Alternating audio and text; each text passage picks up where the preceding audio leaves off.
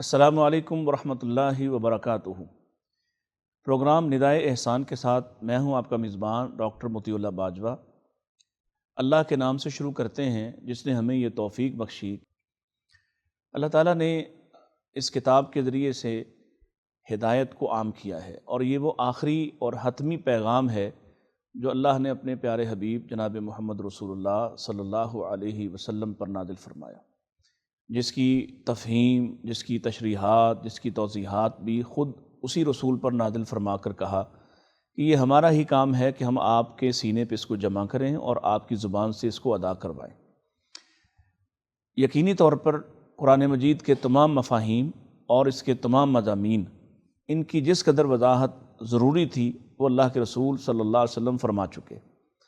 اس کے باوجود بھی ظاہر ہے کہ یہ عربی زبان میں ہے، اور پھر بنیادی طور پر بہت سارے لوگ جیسے ہمارا معاشرہ ہے اس کی دسترس میں اس زبان کی تفہیم نہیں ہے، اس لیے ہم اس پر بات چیت کرتے ہیں، اور ہمارے ساتھ بات چیت کرنے میں ہمارے اسٹوڈیو میں موجود ہیں ملک پاکستان کی نامور شخصیت، معزز عالم دین اور ایک بڑے ہی علمی گھرانے سے جناب پروفیسر ڈاکٹر محمد حماد لکھوی۔ السلام علیکم ورحمۃ اللہ۔ وعلیکم السلام۔ کیسے ہیں آپ؟ اللہ سب کا خیریت شکر سے ہیں؟ الحمدللہ۔ ڈاکٹر صاحب، میں بات کا آغاز اسی حوالے سے جو میں ابھی اپنے انٹرو میں عرض کر رہا تھا کہ اللہ تعالیٰ نے قرآن مجید کے بارے میں خود ہی یہ بات ارشاد فرمائی کہ ہمارے ہی ذمے ہے ان علینا جمعہ و قرآن۔ پھر یہ بھی کہا کہ ثم ان علینا بیانہ، ہمارے ہی ذمے ہے کہ ہم آپ کو بیان بھی عطا فرمائیں۔ اور زمانہ قدیم سے ہی، قرون اولیٰ سے ہی رسول اکرم صلی اللہ علیہ وسلم اور اس کے بعد صحابہ اور پھر تابعین، تبع تابعین، ائمہ محدثین کے ذریعے سے، مفسرین کے ذریعے سے اس کی تفہیمات بیان کی جاتی رہیں، اور ہر زمانے کے حساب سے جو پیغام کے اندر جو وضاحتیں تھیں وہ آتی رہیں۔ لیکن ہمارا چونکہ معاشرہ عربی سے اس طرح سے واقف نہیں ہے، اور جو بنیادی سورس ہے دین کا اس سے اس طرح سے ان ٹچ نہیں ہے، تو بہت سی چیزیں ہوتی ہیں جو ہمیں علماء ہی بیان کرتے ہیں، اور بعض اوقات ایسی مشکلات بھی ہوتی ہیں، کچھ ابہامات، کچھ اشکالات بھی ہوتے ہیں جو دور کرنا چاہیے۔ خاص طور پر قرآن مجید کے جو مقاصد ہیں نزول کے، اس پر ہمارے ہاں بات بہت کم کی جاتی ہے، اور ایک عمومی سا ایک تاثر ہوتا ہے۔ مثلا میں اگر آپ سے کہوں کہ بطور طالب علم کے میں آج تک نہیں سمجھ سکا کہ تفہیم قرآن کیوں اتنا ہم نے اس کو مشکل بنا کے پیش کیا ہے کہ لوگ اس سے خائف رہتے ہیں اور اس سے ڈرتے ہیں۔ اس حوالے سے ہم چاہیں گے کہ آپ ارشاد فرمائیں کہ نزول قرآن کے مقاصد کیا ہیں، اور پھر اس سے جو ہدایت، جو سب سے بڑا پیغام ہے اور جس کے لیے یہ کہا کہ ہم نے اس کو بھیجا ہی ہدایت کے لیے ہے، وہ ہم کیسے حاصل کر سکتے ہیں؟ بسم اللہ الرحمن الرحیم۔ دیکھیں، جہاں تک مقصد نزول کی بات ہے تو وہ تو آپ نے گفتگو میں ہی بات کر دی کہ اس کا مقصد نزول ہدایت ہے۔ جی۔ قرآن دو جگہ پہ اور بہت سارے مقامات پر، اور خاص طور پر دو جگہ پہ اسپیسیفکلی، ایک تو شہر رمضان الذی انزل فیہ القرآن ھدی للناس وبینات من الھدی والفرقان، کہ یہ قرآن جو ہے یہ لوگوں کے لیے ہدایت ہے۔ ٹھیک ہے۔ اور دوسرا سورہ بقرہ کی ابتدا میں جہاں فرمایا ھدی للمتقین، کہ یہ متقین کے لیے ہدایت ہے، تو گویا اس کا مقصد نزول جو ہے وہ ہدایت ہے۔ ٹھیک ہے۔ اور جب ہم قرآن کو ہدایت لینے کی نیت سے پڑھتے ہیں، ویسے تو اور بہت سارے فوائد ہیں قرآن کے، اور کسی بھی شخص کی نیت قرآن سے فائدہ لینے کی ہو، مثلاً کوئی برکت لینے کے لیے پڑھے، اس کو قرآن برکت دے دیتا ہے، ٹھیک ہے۔ ہدایت نہیں دیتا۔ اچھا۔ جو شفا لینے کے لیے نیت سے پڑھتا ہے اس کو قرآن شفا دے دیتا ہے، اس کو ہدایت نہیں دیتا۔ جو جس نیت سے پڑھتا ہے وہ اس کو مل جاتا ہے۔ صحیح۔ اس کی وجہ یہ ہے کہ یہ قرآن اللہ کا کلام ہے، بالکل صحیح۔ اور اللہ نے اپنے بارے میں ارشاد فرمایا ہے کہ انا عند ظن عبدی بی، بالکل صحیح۔ میں اپنے بندے کے ساتھ وہ معاملہ کرتا ہوں جیسا یہ میرے ساتھ گمان رکھتا ہے۔ سبحان اللہ۔ ٹھیک ہے۔ تو یہ جو کلام اللہ ہے وہ عربی میں کہتے ہیں کلام الملوک، ملوک الکلام۔ جو بادشاہوں کی بات ہوتی ہے وہ باتوں کی بادشاہ ہوتی ہے۔ واہ واہ۔ تو یہ اللہ کا کلام ہے، تو یہ کائنات کے یعنی شہنشاہوں کے شہنشاہ اور ساری دنیا کے خالق و مالک، اس کا کلام ہے۔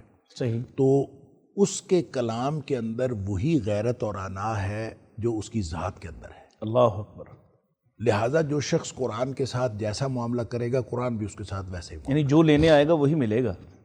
اور اسی لیے یضل بہ کثیرا ویہدی بہ کثیرا، بہت سارے لوگ ہدایت پا جاتے ہیں، بہت سارے لوگ گمراہ ہو جاتے ہیں. صحیح. اس لیے کہ ان کے اپنا جو نیت ہے وہ کیا ہے، قرآن اس کو بہت دیکھتا ہے، کیونکہ ھدی للناس ہے ٹھیک ہے، اور ھدی للمتقین، اس میں فرق یہ ہے. میں اس فرق سے پہلے ایک بات، چونکہ آپ کی گفتگو سے ایک بات نئی میرے لیے نیا نکتہ تھا، کیونکہ اس بات کو بیان کر کے قرآن مجید کی اس آیت کے اس ٹکڑے کو بیان کر کے بہت سے لوگ گمراہ کرنے کی کوشش کرتے ہیں کہ دیکھیں جی قرآن یہ کہہ رہا ہے کہ یہ بہتوں کو ہدایت دیتا ہے اور بہتوں کو یہ گمراہ بھی کرتا ہے، تو وہ اپنی گمراہی قرآن پر تھوپنے کی کوشش کرتے ہیں، جبکہ آپ کی بات سے یہ ثابت ہوگا کہ جو گمراہی لینے آتا ہے اصل میں یا اپنی گمراہی کے لیے دلیل گھڑنے کی کوشش کرتا ہے وہ گمراہ ہوتا ہے. دیکھیں قرآن فہمی کے لیے جو سب سے پہلی چیز ہے نا وہ ہے کہ آپ متقین ہوں.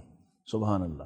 ھدی للناس، آپ متقین میں سے ہوں گے تو قرآن ہدایت جو دے گا وہ منزل مقصود پر پہنچانے والی ہدایت ہوگی. سبحان اللہ. اور اگر آپ متقی نہیں ہیں تو پھر آپ کو قرآن جو ہدایت دے گا وہ صرف اراء الطریق والی ہوگی، وہ صرف راستہ دکھانے والی ہدایت ہوگی کہ یہ راستہ ہے، کسی نے جانا ہے تو جائے. قرآن ھدی للناس کے اعتبار سے کافروں کو بھی راستہ دکھاتا ہے، ماننے والوں کو بھی دکھاتا ہے، نہ ماننے والوں کو بھی دکھاتا ہے، سب کو دکھاتا ہے راستہ. لیکن کوئی جانے والا ہو تو پھر وہ اپنی نیت کرے کہ میں نے اس راستے پر جانا ہے. وہ جو نیت کرتا ہے اس کو قرآن نے کہا ہے ھدی للمتقین. بالکل صحیح. اچھا، یہ جو متقی ہوتا ہے، حالانکہ یہ منزل مقصود جس کو قرآن نے کہا لعلکم تتقون لعلکم تتقون لعلکم تتقون، عبادات کے بعد، روزے کے بعد، ہر چیز کے بعد لعلکم تتقون، یہ متقی ہونا تو منزل مقصود ہے. صحیح. اچھا، اسی کو پری ریکوزٹ بتایا یہاں. یہ قرآن کے سے ہدایت لینے کے لیے یہ پری ریکوزٹ ہے. صحیح. اور پری ریکوزٹ کس طرح سے، یعنی بنیادی شرط ہے کہ آپ نے اگر قرآن سے ہدایت لینی تو آپ متقی ہوں. کیسے متقی ہوں؟ متقی کا مطلب ہوتا ہے، تقوی کا مطلب یقی وقایتاً سے، جس کا مطلب ہے بچنا.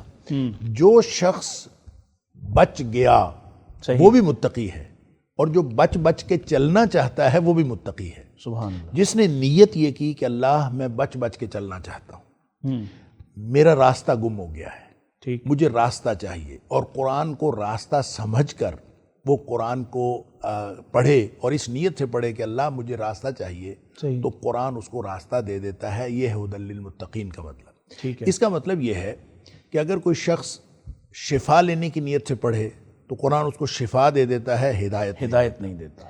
جو اس کو میں تو کہتا ہوں کہ ثواب لینے کی نیت سے پڑھے، اس کو جو الف لام میم کی 23 نیکیاں ہیں اور وہ حروف کے چکر میں پڑتا ہے کہ مجھے اتنا ثواب ملے گا، اتنا ثواب ملے گا، اس کو ہدایت اس کو ملے گی جو ہدایت کی نیت کرے گا. سبحان اللہ. اچھا، بلکہ میں اس سے بھی آگے دیکھیں، تلاوت قرآن ثواب ہے، تلاوت قرآن اجر ہے، تلاوت قرآن عبادت ہے، فی نفس عبادت ہے. اور اسی طرح قرآن کو سمجھنا یہ قرآن کے حقوق میں سے ہے، اور قرآن سے ہدایت لینے کے لیے ایک ٹول ہے. دیکھیں 5 حق ہیں قرآن کے: قرآن پر ایمان رکھنا، قرآن کو پڑھنا، قرآن کو سمجھنا، اس پر عمل کرنا اور اس کو آگے پہنچانا. ٹھیک ہے. اور یہ اگر 5 حق دیے جا رہے ہیں اور ہر حق کا الگ الگ بھی ایک ثواب ہے. صحیح. لہٰذا اگر کوئی شخص اس کو صرف قرآن فہمی کے لیے پڑھتا ہے، قرآن فہمی بھی ایک ٹارگٹ ہے نا. جی بالکل صحیح ہے. قرآن فہمی، تو قرآن فہمی کے لیے پڑھتا ہے تو قرآن اس کو فہم عطا کر دیتا ہے، ہدایت نہیں دیتا. ہدایت کی نیت الگ نیت ہوگی کہ میں نے ہدایت لینی ہے قرآن سے، تو پھر قرآن اس کو ہدایت قرآن فہمی تو پھر وہ جو مستشرقین ہیں وہ بھی یہی میں عرض کرتا ہوں، اور میں ہمیشہ عرض کرتا ہوں کہ اگر قرآن فہمی کی وجہ سے ہدایت ملتی ہوتی تو سب سے بڑے ہدایت یافتہ مستشرقین ہوتے. بالکل. کیونکہ جتنا قرآن کو انہوں نے مائنیوٹلی پڑھا ہے، بنظر غائر جس طرح سے وہ ڈھونڈتے ہیں اس میں، اور لیکن انہوں نے ہدایت لینے کی نیت سے نہیں پڑھا، اسی لیے ہدایت نہیں ملتی. ہاں، بعض دیکھیں ایکسیپشنز آر آلویز دیئر.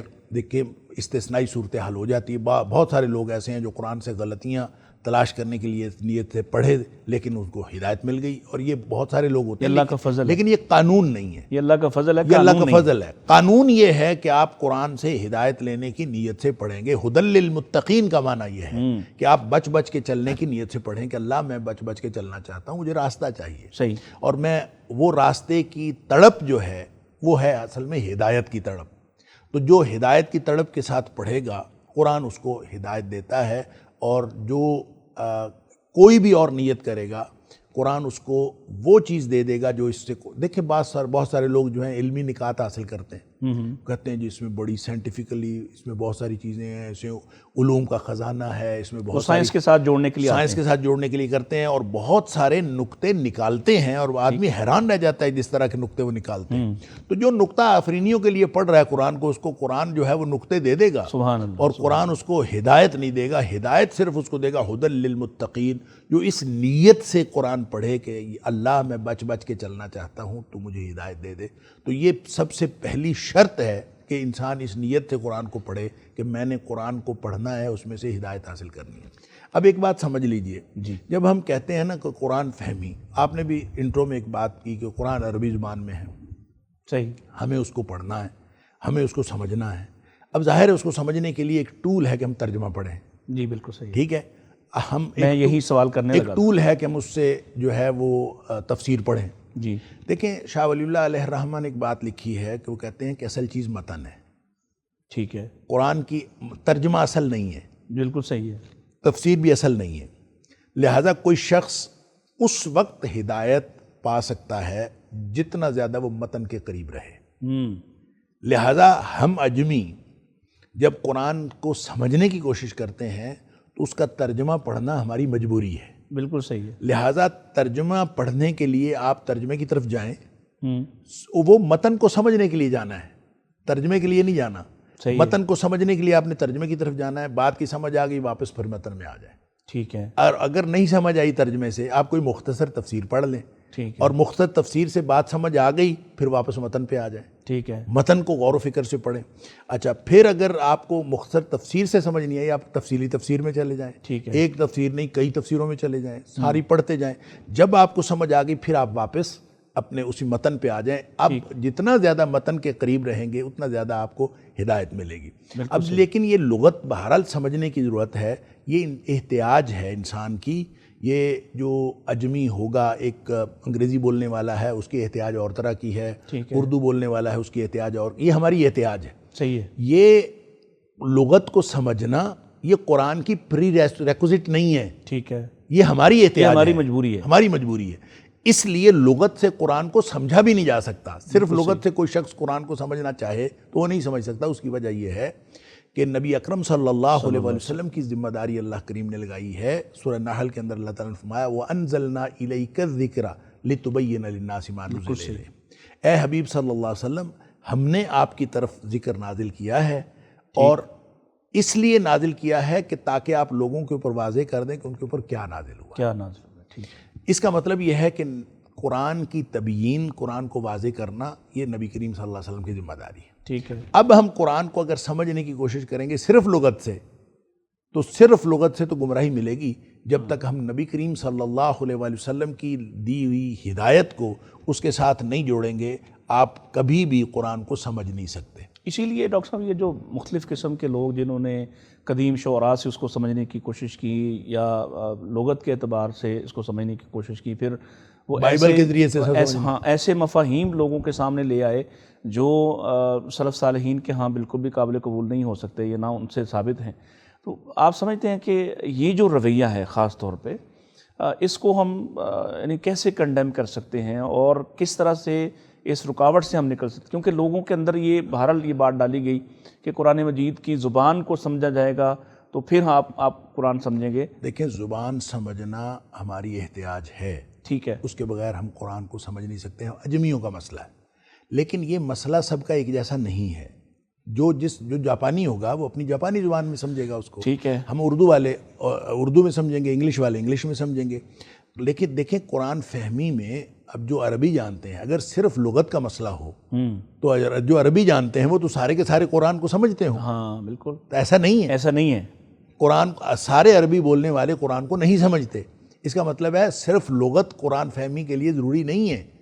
تو قرآن فہمی کے لیے جو چیز ضروری ہے وہ نبی اکرم صلی اللہ علیہ وآلہ وسلم کی لائی ہوئی ہدایت کے ساتھ جڑنا ضروری ہے۔ بالکل صحیح، اور جب تک آپ اس کے ساتھ نہیں جڑیں گے اور دیکھیں ایک تسلسل ہے، ایک علمی روایت ہے۔ نبی کریم صلی اللہ علیہ وسلم نے صحابہ کرام کو سکھایا، صحابہ کرام نے تابعین عظام کو سکھایا، اور نبی کریم صلی اللہ علیہ وسلم نے فرما دیا فَلْيُبَلِّغِ الشَّاهِدُ الْغَائِبَ، یہ اس تک پہنچا دیں جو موجود نہیں ہے، جو موجود ہیں وہ اس تک پہنچا دیں جو موجود نہیں ہے۔ اب قیامت تک کے لیے نبی کریم صلی اللہ علیہ وسلم کی وہ جو علمی روایت ہے وہ آگے ٹریول کر رہی ہے، اور جو شخص اس روایت کے ساتھ جڑے گا وہ قرآن کو سمجھے گا، اور جو اس روایت کے ساتھ جڑے گا نہیں وہ قرآن کو اس طرح سے سمجھ نہیں سکتا۔ وہ کوئی بھی بات کرے گا تو اس کے اندر غلطی کا، غلط فہمی کا، گمراہی کا امکان موجود ہوگا۔ اسی لیے یہ جو آپ نے ہی آیات ابھی پڑھی اپنے اس گفتگو میں کہ ما نزل الیہم کے اندر یہ بات شامل ہے کہ وہ جن کی طرف آیا ہے اور جو سب سے پہلا طبقہ ہے وہ تو عربی ہیں، اور ہمیں صحابہ کرام کی زندگی سے ایسی کئی باتیں ملتی ہیں کہ وہ عربی جاننے اور بڑے فصیح اللسان ہونے کے باوجود قرآن کو نہیں سمجھ رہے، اور قرآن مجید کو سمجھنے کے لیے انہیں سنت کا فہم اور رسول اللہ کی سنت جو ہے اس سے گزرنا پڑے گا۔ میں ایک سوال میرے ذہن میں آ رہا تھا کہ یہ جو ہمارے ہاں تراجم ہیں، پھر اس میں ایک ڈائیورسٹی ہے، لوگ اپنے اپنے فقہی مسلک کے اعتبار سے بھی قرآن مجید کے تراجم کرتے ہیں، تو آپ کیا سمجھتے ہیں کہ کیا یہ کہیں گمراہ کرنے کی بھی کوشش ہو سکتی ہے، یا اس سے ہم کیسے بچ سکتے ہیں؟ نہیں، میرے خیال میں جو تراجم کی ڈائیورسٹی ہے اس کو ہمیں حسن ظن رکھنا چاہیے، اور علماء کی بڑی خدمات ہیں، ٹھیک ہے، اور علماء نے جو تراجم کیے ہیں وہ قرآن فہمی کے لیے ہی کیے ہیں۔ صحیح۔ اور میں نہیں سمجھتا کہ کسی نے بھی کسی بدنیتی سے قرآن پاک کا ترجمہ کیا ہو، نعوذ باللہ، میں بالکل نہ یہ سمجھتا ہوں، اور نہ میرے خیال میں ایسی کوئی حقیقت ہے۔ تو جتنے لوگوں نے جتنے بھی تراجم کیے ہیں اس میں ڈائیورسٹی ضرور ہے، بہرحال کسی ایک لفظ کا ترجمہ کسی کو ایک سمجھ آیا، کسی کو دوسرا سمجھ آیا، کیونکہ بعض مفاہیم، بعض الفاظ ایسے ہیں، بعض کلمات ایسے ہیں جس کے کئی مفاہیم ہیں، بلکہ بعض اوقات اسی مادے سے ایک لفظ ہے اور اس کا جو کسی ایک باب سے آتا ہے تو اس کا مفہوم بالکل اور ہے، اور اگر وہ دوسرے باب سے آتا ہے تو اس کا مفہوم اس کے الٹ ہو جاتا ہے۔ تو یہ ساری چیزیں سمجھنے کے لیے اور ترجمہ کرنے کے لیے بہرحال قرآن فہمی کے لیے لغت کی ضرورت ہے، اور لغت ایک احتیاج ہے، اور اس احتیاج کو پورا کرنے کے لیے علماء کرام نے تراجم کیے ہیں، مفسرین نے تراجم کیے ہیں، لہٰذا ان کی ان ساری کاوشوں کو تحسین کی نظر سے دیکھا جانا چاہیے، اور اللہ تعالیٰ ان کی یہ کاوشیں قبول فرمائے جن لوگوں نے بھی تراجم کیے ہیں۔ اللہ ماشاءاللہ ہر شخص کی نیت جو ہے وہ خود جانتا ہے اور اللہ جانتا ہے، ہمیں نہیں معلوم، لیکن بہرحال جو شخص بھی قرآن کی خدمت کرتا ہے اس کو قابل قدر نگاہ سے دیکھنا چاہیے۔ ڈاکٹر صاحب، یہ جو پھر بہت ایک محسوس ہوتا ہے کہ ایک ترجمہ کرنے والا یا پھر اس کے اوپر مزید تفسیر لکھنے والا، ہمارے ہاں اردو تفاسیر کے اندر آپ نے دیکھا کہ وہ جو کچھ مسائل میں اختلاف ہے اور بنیاد اس کو قرآن بنایا گیا، اور پھر اس میں بڑی بڑی آگے فکریں قائم ہو گئیں، میں نام لیے بغیر اشارہ کر رہا ہوں، تو کیا ہم واپس وہ جو بات آپ نے ارشاد فرمائی کہ ہاں ان سب چیزوں کا علاج بھی وہی ہے کہ ہم متن کی طرف واپس متن پہ جائیں، اگر متن ہمارا جو ہے اس کے ساتھ کانٹیکٹ ہمارا اچھا بن جاتا ہے۔ یہی میں کہہ رہا ہوں کہ تفسیر آپ جو مرضی پڑھیں، جب آپ ایک سے زیادہ تفاسیر پڑھیں گے تو اگر کسی نے ڈنڈی ماری ہے تو آپ کو خود سمجھ آ جائے گی، ٹھیک ہے۔ اور اسی طرح میں یہ بھی عرض کروں کہ قرآن کسی استاد کے پاس بہرحال بیٹھ کے پڑھیں، اور کسی استاد کے پاس بیٹھ کے پڑھیں گے ٹھیک ہے، تو آپ کو اس میں بھی بات سمجھ میں آئے گی، اور تفسیروں کو بھی آپ جب باہم تقابل کریں گے تو اس میں بھی آپ کو بات سمجھ آ جائے گی۔ ایسی تفسیریں بھی موجود ہیں جن کو بہت علمی تفاسیر کہا گیا اردو کی تفاسیر میں خاص طور پہ، جو اور ان میں پوری تفسیر میں کئی جلدوں کی تفاسیر کے اندر جو ہے وہ قرآن کی آیات کو سمجھنے کے لیے احادیث تو 3-4 ہیں پوری تفسیر کے اندر، لیکن بائبل کے حوالے جو ہیں وہ سینکڑوں اور بلکہ ہزاروں ہیں۔ بائبل کو جگہ جگہ کوٹ کیا گیا ہے اور احادیث جو ہیں وہ بالکل نہیں کوٹ کی گئیں، تو اس سے خود بخود انسان کو سمجھ آ جاتی ہے کہ آپ قرآن کو سمجھنے کے لیے آپ بیس کس کو بنا رہے ہیں۔ تو جب آپ قرآن کو سمجھنے کے لیے نبی اکرم صلی اللہ علیہ وسلم کی سنت اور آپ کی احادیث کو بنیاد بنائیں گے تو اس سے آپ کا مطلب آپ جو ہے اس علمی روایت کے ساتھ جڑیں گے۔ صحیح ہے، بالکل۔ اور جب ظاہر ہے جو آپ اس علمی روایت سے جڑنے کے باوجود اس میں اختلاف ہو سکتا ہے، کسی ایک کو ایک مسئلہ سمجھ آ سکتا ہے، کسی دوسرے کو دوسرا مسئلہ سمجھ آ سکتا ہے، تو ایک ہی جگہ سے رہنمائی لیتے ہوئے اگر کوئی اختلاف ہو جائے تو اس کی خیر، لیکن اس اختلاف کو رحمت سمجھتے ہوئے اور اختلاف کو اوپر بنیاد رکھنا عمل کی، یہ درست نہیں ہے۔ بنیاد نبی اکرم صلی اللہ علیہ وسلم کی بات کے اوپر اور نبی پاک صلی اللہ علیہ وسلم نے جو قرآن کی تبیین کی ہے اس کے اوپر رکھنی پڑے گی۔ ناظرین کرام، ایک وقفہ لیتے ہیں، اور بڑی دلچسپ بات مجھے یاد آئی اس دوران کہ شہید عطاء الرحمن ثاقب ہمارے استاذ قرآن فہمی کے حوالے سے بڑا نام انہوں نے لاہور میں خاص طور پہ بہت کام کیا. تو کسی نے ان کی مجلس میں یہ سوال کیا کہ قرآن مجید کو اگر ہم سب کا جو ٹیکسٹ ہے، یعنی تورات میں ہے، انجیل میں ہے، تو اس سے سمجھتے ہیں تو ہمیں زیادہ ہدایت سمجھ آئے گی، اس لیے کہ وہ ایک روایت کے ساتھ ہم جڑ جائیں گے. تو یہی بات ڈاکٹر صاحب والی کم و بیش انہوں نے ارشاد فرمائی کہ جس کے لیے رسول اللہ صلی اللہ علیہ وسلم کی ذات اور ان کی حدیث سمجھتا ہے کہ وہ اسے روایت سے نہیں جوڑتی، اسے بالکل بھی تورات و انجیل قریب نہیں آئے گی، بلکہ اصل میں تو تورات و انجیل کے وہ مضامین جو اللہ تعالیٰ نے باقی رکھے اور جو درست تھے، ان کی تصدیق اور ان کی تائید تو قرآن کرتا ہے کہ وہ اصل میں کیا ہیں. تو اگر آپ کو ہدایت چاہیے تو انہوں نے نصیحت فرمائی کہ آپ حدیث کی طرف آئیے، بنسبت اس بات کے کہ آپ کسی سابقہ ٹیکسٹ کو لے کے اس پر قرآن کو پرکھیں. ہمیں قرآن کو کسی چیز پر نہیں پرکھنا، بلکہ قرآن مجید کو سمجھنے کے لیے رسول اللہ کی سنت کا سہارا لینا ہے. ایک وقفہ لیتے ہیں اور وقفے کے بعد دوبارہ آپ کی خدمت میں حاضر ہوتے ہیں.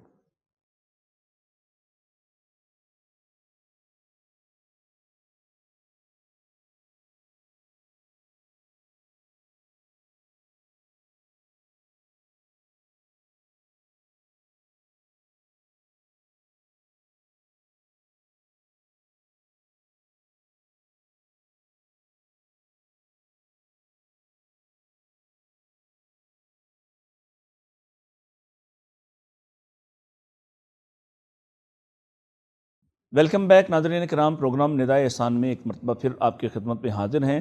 ڈاکٹر صاحب سے بات چل رہی تھی قرآن فہمی کے حوالے سے، اور جو جاتے ہوئے میں نے ایک بات ذکر کی، میں اسی پر استاد محترم سے بھی سوال کرنے لگا ہوں کہ وہ اس دور کی بات ہے ہمارے زمانہ طالب علمی کی کہ ایک بزرگ نے بڑا ان پر اس طرح کے سوال کیے کہ جب تک آپ اس کی قرآن مصدق قرآن کو کہا گیا، تو جب تک آپ سابقہ کتب کی تصدیق سے نہیں چلتے تو آپ کیسے مفہوم واضح کریں گے؟ اس پر آپ کیا ارشاد فرماتے ہیں؟ دیکھیں، قرآن نے خود ارشاد فرما دیا اس کے اوپر. ٹھیک. قرآن نے سورہ آل عمران کی ابتدا میں بھی قرآن نے کہا کہ ہم نے تورات نازل کی، ہم نے انجیل نازل کی، وَأَنزَلَ الْفُرْقَانَ، سبحان اللہ، سبحان اللہ، اور ساتھ فرقان بھی نازل کر واہ واہ واہ، سبحان اللہ. اور فرقان ہے حق اور باطل میں فرق کرنے والا. ٹھیک. اچھا، اسی طرح سورہ مائدہ کے اندر اللہ تعالیٰ نے فرمایا کہ ہم نے تورات نازل کی، فیہا ھدی و نور. ٹھیک. اس میں بھی ہدایت تھی اور نور، روشنی تھی. بالکل صحیح.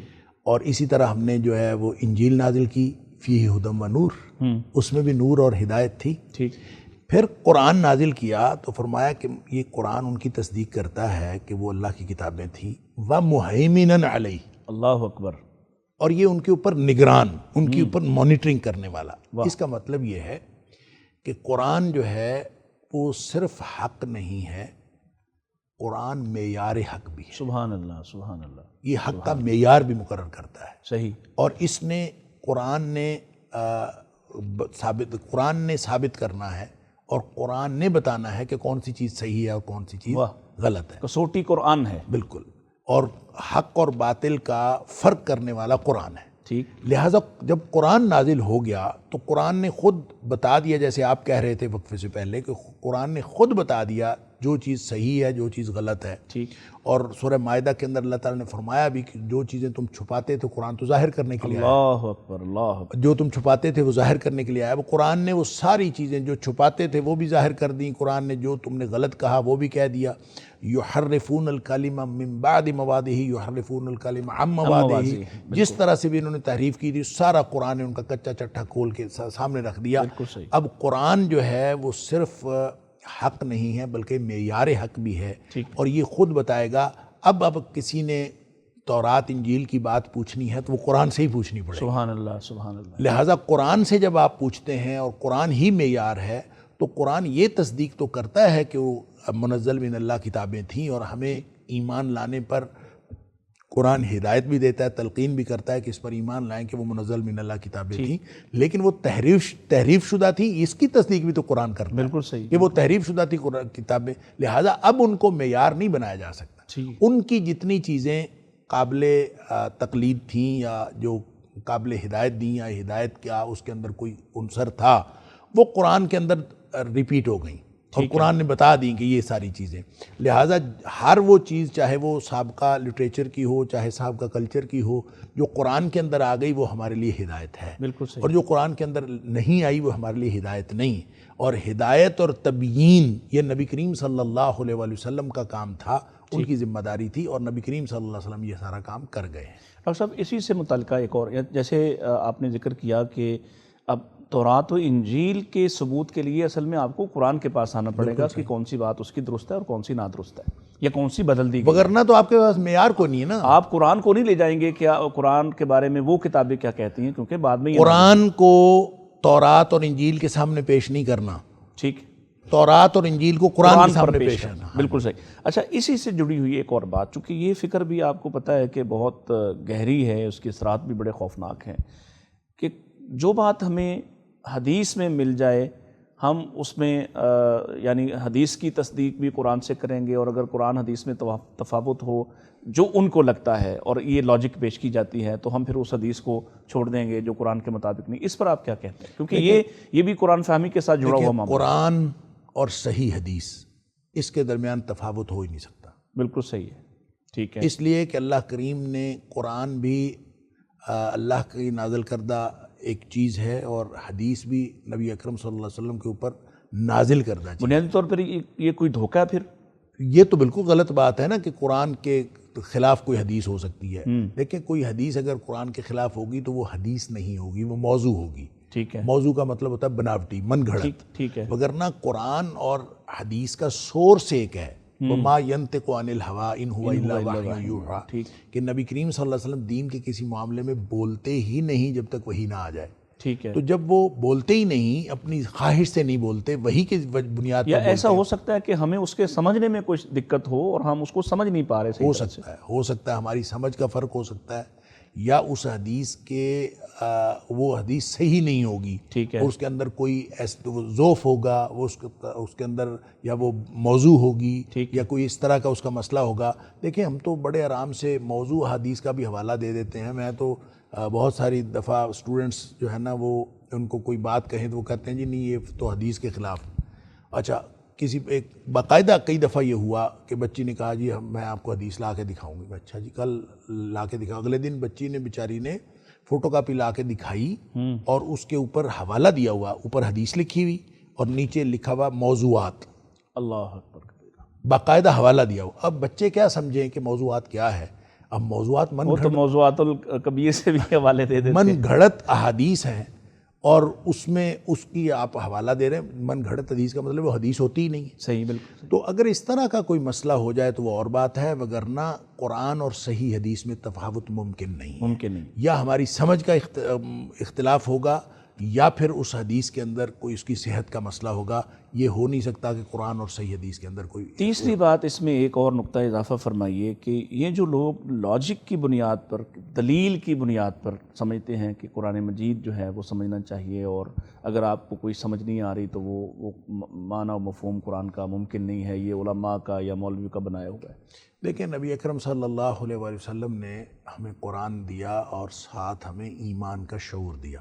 قرآن دیتا ہے ایمان کا شعور, اور قرآن جتنی ٹیکنیکلٹیز ڈسکس کرتا ہے وہ ایمان کے گرد گھومتی ہیں. ٹھیک ہے. اور بہت ساری ٹیکنیکلٹیز ایسی ہو سکتی ہیں جو سائنس اٹھائے, جو لاجک اٹھائے, جو نفسیات کا مضمون اٹھائے, کوئی اس کی ٹیکنیکلٹیز ہو سکتی ہیں, اور پھر وہ ان ٹیکنیکلٹیز کے اوپر قرآن کو پرکھنے کی کوشش کرے اور اس کو اپنی مرضی کا جواب نہ ملے. یہ بالکل ممکن ہے, کیونکہ وہ شامل کرتے ہیں افلا تعقلون افلا تتفکرون. ظاہر ہے قرآن تو یہ کہتا ہے, بار بار یہ کہتا ہے کہ افلا یتدبرون القرآن ما علی قلوب اقفالها, تمہارے دلوں پر تالے پڑے ہوئے.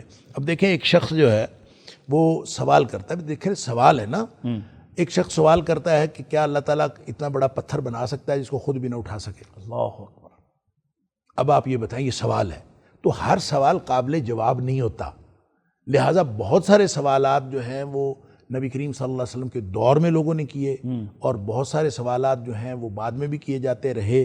اور قرآن نے سورہ جاسیہ کے اندر غالباً فَبِأَيِّ حَدِيثٍ بَعْدَ اللَّهِ وَآيَاتِهِ يُؤْمِنُونَ, قرآن نے اللہ کی نشانیوں کی بات کی, زمین کی نشانیوں کی بات, ساری نشانیاں بتا کے قرآن نے کہا فَبِأَيِّ حَدِيثٍ بَعْدَ اللَّهِ وَآيَاتِهِ يُؤْمِنُونَ، پھر کس بات پر ایمان لائیں گے؟ کوئی کون سی بات رہ گئی ہے کہ جب جو اللہ نے بیان نہیں کی؟ تو ہر نشانی اللہ نے بیان کر دی، ہر جو انسان کی عقل کو اور جو فطرت سلیمہ کو اپیل کرنے والی ہر چیز جو ہے وہ اللہ تعالیٰ نے بیان کر دی۔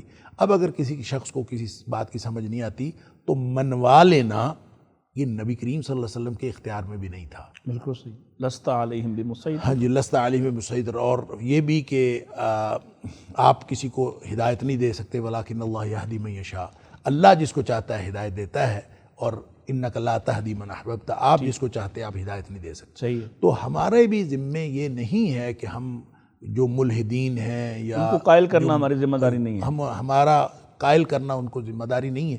ہمارے ذمے یہ بہرحال ضرور ہے کہ ہم جو ٹیکنیکلٹیز ڈسکس کریں وہ ایمان کے پیراڈائم میں ہونی چاہیے۔ جب ہم ایمان سے نکل جاتے ہیں اور صرف ٹیکنیکلٹیز میں پڑ جاتے ہیں تو پھر ہمارے اپنے بھی اس نیوکلیس سے دور نکل جانے کا امکان پیدا ہو جاتا ہے۔ لہذا نیوکلیس جو ہے وہ کتاب و سنت ہے، ہمیں اس کے اندر رہنا ہے، اور اس کے اندر رہتے ہوئے اور اس کے ارد گرد رہتے ہوئے ہم اگر کوئی ٹیکنیکلٹیز ان کو جواب دے سکتے ہیں تو وہ بہت ساری ٹیکنیکلٹیز، بہت سارے جوابات جو ہیں۔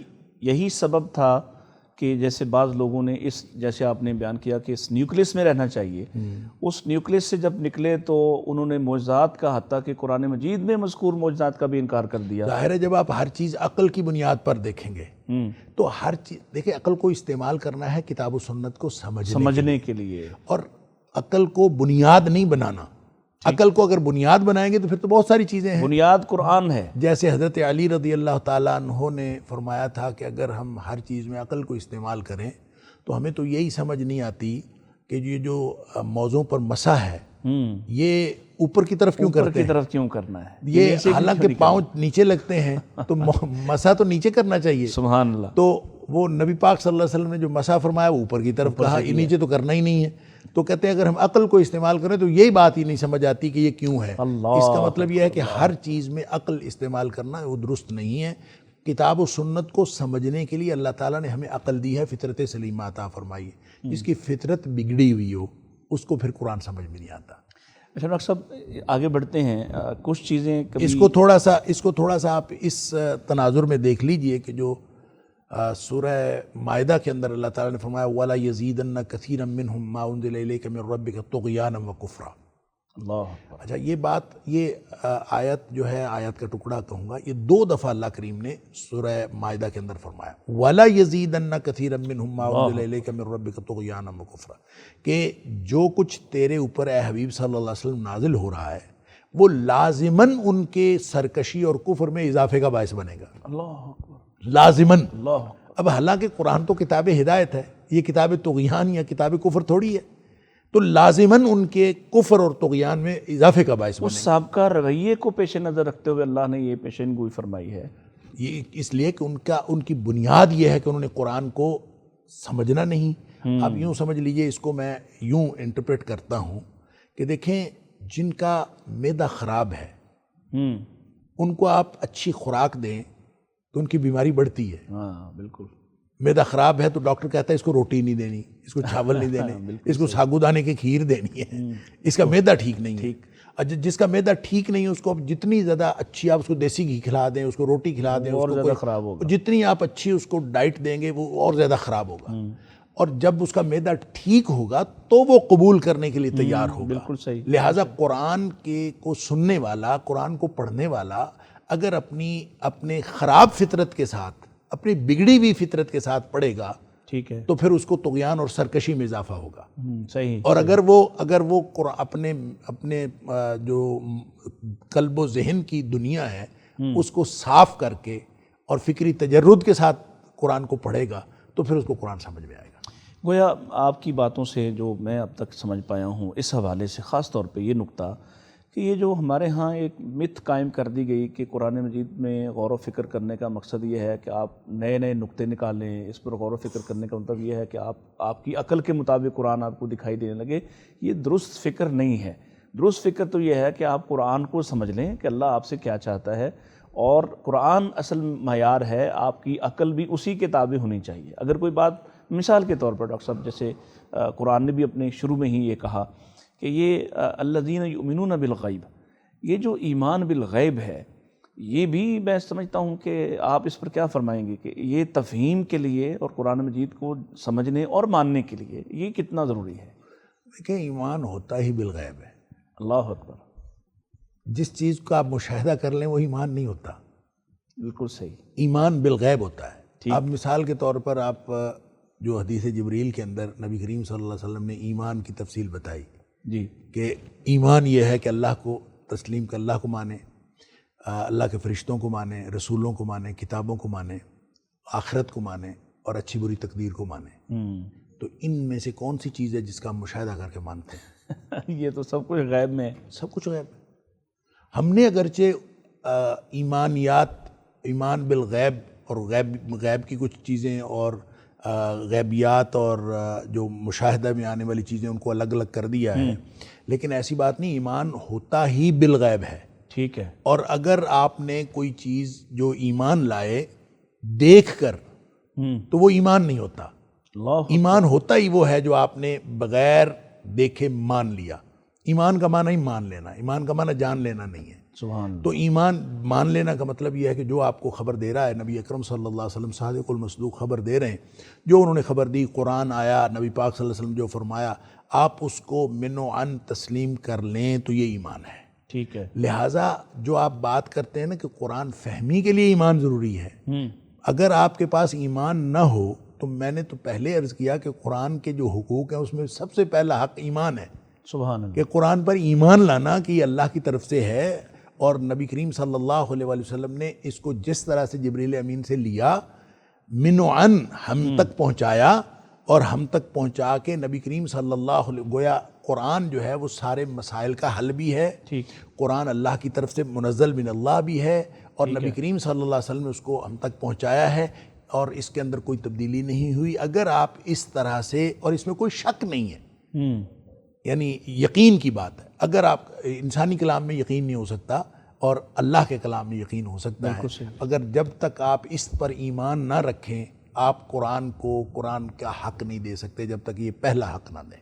اچھا، اب اس سارے پروگرام کی جو آج کی گفتگو ہے آپ کی ماشاءاللہ بہت ہی شاندار اور اللہ تعالیٰ کے فضل و کرم سے قابل فہم، اس میں جو مجھے لگا کہ جو اکثر میں کبھی کبھی آپ سے سنتا بھی رہتا ہوں کہ قرآن فہمی کے لیے آپ کو اپنا سفر سب سے پہلے نیت کی درستی سے شروع کرنا ہوگا، یہ درست ہے؟ بالکل کہ صحیح۔ آپ جب تک اپنی نیت ٹھیک نہیں کرتے، یا اس پر مزید کچھ آپ کہنا چاہیں گے؟ نہیں، بالکل، دیکھیں اس میں میں جو پہلے بات عرض کی تھی کہ شفا چاہیے، شفا مل جائے گی۔ کیوں آئے ہیں آپ یہ طے کرنا ہوگا۔ شفا مل جائے گی۔ ٹھیک ہے، ثواب چاہیے وہ بھی مل جائے گا، آپ کو برکت چاہیے وہ بھی مل جائے گی، آپ کو جو کچھ چاہیے وہ مل جائے گا، لیکن ٹارگٹ آپ کا ہدایت ہونا چاہیے۔ واہ، آپ کو دیکھیں، میرے ایک استاد محترم مثال بیان کیا کرتے تھے، وہ کہتے تھے اپنا ٹارگٹ یہ رکھنا کہ مجھے شفا مل جائے، مجھے ثواب مل جائے، مجھے یہ مل جائے، یہ ایسے ہی ہے جیسے کوئی توپ کا گولہ فائر کرے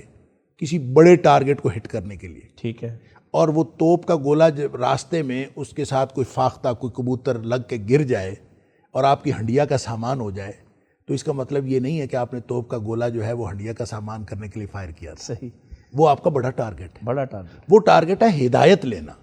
لہٰذا اس کے درمیان میں اگر آپ کو شفا بھی مل جاتی ہے، آپ کو ثواب بھی ملتا ہے، آپ کو قرآن فہمی بھی حاصل ہوتی ہے، آپ کو برکت میں سب کچھ ملتا ہے، ٹھیک، لیکن اصل اس کا جو ٹارگٹ ہے وہ ہدایت لینا ہے، تاکہ ہم جنت الفردوس میں چلے جائیں۔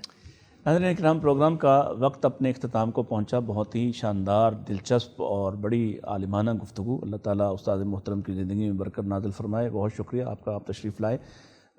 میں جاتے جاتے بس آپ سے یہ کہوں گا کہ جیسے ڈاکٹر صاحب نے کہا کہ آپ قرآن کے پاس کیوں آئے ہیں اور قرآن سے کیا حاصل کرنا چاہتے ہیں، یہ آپ کو طے کرنا ہوگا، اور کیا حاصل کرنا چاہیے آپ کو جس کی طرف اللہ تعالیٰ نے جس لیے اس کو نازل کیا، یعنی یہ ہدایت ہے، اور متقین کے لیے ہدایت ہے، یہ لوگوں کے لیے بھی ہدایت ہے، لیکن لوگ اس سے وہی کچھ لیتے ہیں جس کی اس کے پاس آتے ہوئے نیت کرتے ہیں۔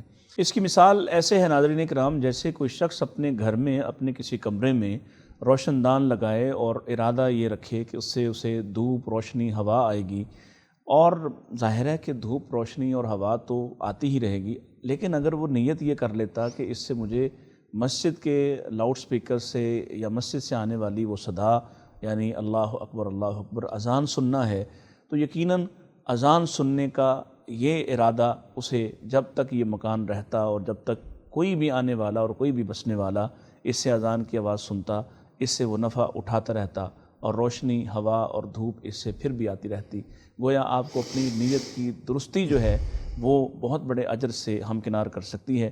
یہی معاملہ قرآن مجید کے ساتھ ہے کہ اگر آپ اس کے پاس ہدایت دینے آتے ہیں تو یہ آپ کو ہدایت عطا کرے گا اور یہ آپ کو اس راستے پر گامزن کر دے گا جو اللہ کا محبوب راستہ ہے۔